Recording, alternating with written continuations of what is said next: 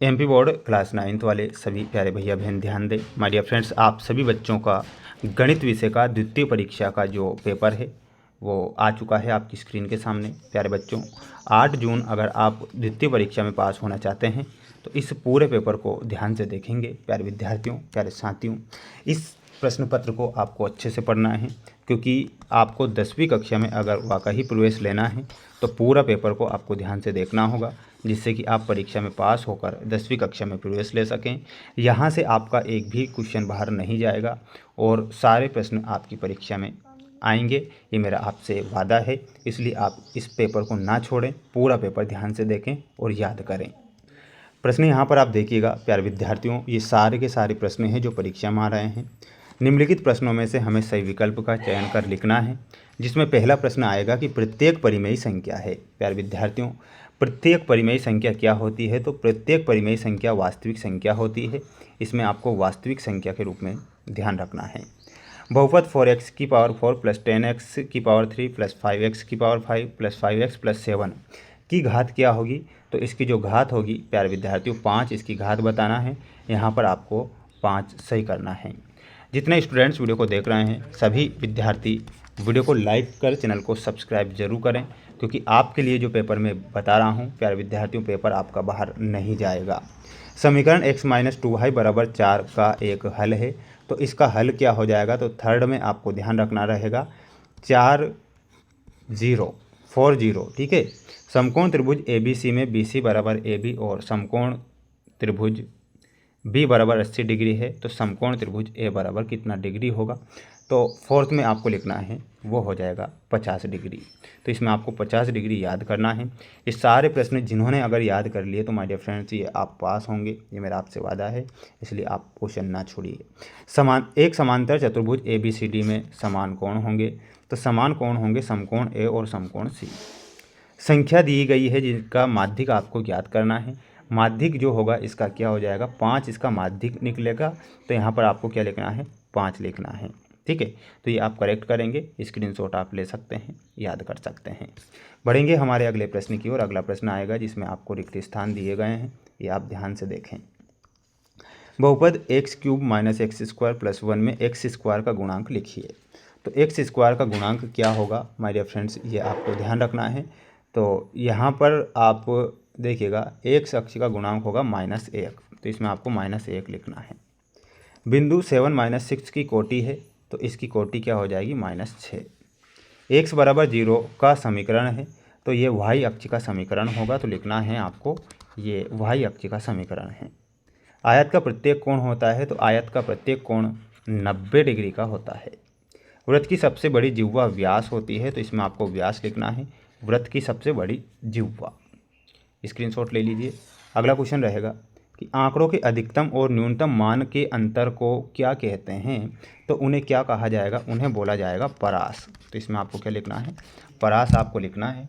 आप सभी इसका एक स्क्रीनशॉट लेकर याद करेंगे। जल्दी से जल्दी सभी मेरे प्यारे भैया बहन वीडियो को लाइक ज़रूर करें। चैनल पर नए हैं तो चैनल को सभी को सब्सक्राइब कर लेना है।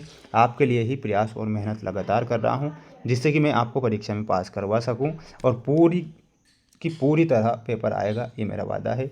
यहाँ पर a की घात m भागित a की घात n, इसमें आपका आंसर क्या हो जाएगा? इसमें आपको ऑप्शन नंबर डी जो दिया गया है a की पावर m माइनस n से मिलाना है। x² माइनस y² में आपका ऑप्शन नंबर f जो दिया गया है ये सही होगा। x अक्ष के निर्देशांक हैं, तो इसमें आपको मिलाना है भुज 0। -1 - 2 जो होगा ये तृतीय चतुर्थांश में है। उभयनिष्ठ अंतः बिंदु में आपका कोण सही उत्तर हो जाएगा ऑप्शन नंबर ए। 5, 6 और 7 का माध्य क्या होगा? यानी कि औसत पूछा गया है, तो 6 इसका माध्य होगा। यहाँ पर आप 6 ध्यान रखेंगे। सभी स्टूडेंट्स स्क्रीनशॉट ले लें और याद कर लें, क्योंकि ये प्रश्न आपकी परीक्षा में आ रहे हैं।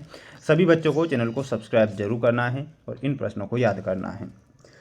रेखिक बहुपद की घात क्या होती है प्यारे विद्यार्थियों?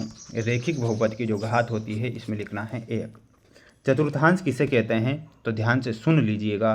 कार्तीय तल में x अक्ष और y अक्ष द्वारा विभाजित 4 भागों में से प्रत्येक भाग को चतुर्थांश कहते हैं।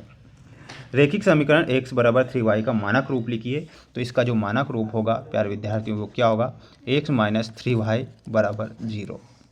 अधिक कोण के माप की परास क्या होती है, तो इसमें आपको लिखना है वह हो जाएगी 90 डिग्री से अधिक, 90 डिग्री से अधिक होगी, लेकिन 180 डिग्री से कम होगी। ये आपको लिखना है ना, इतना और लिख लेना, लेकिन 180 डिग्री से कम होगी।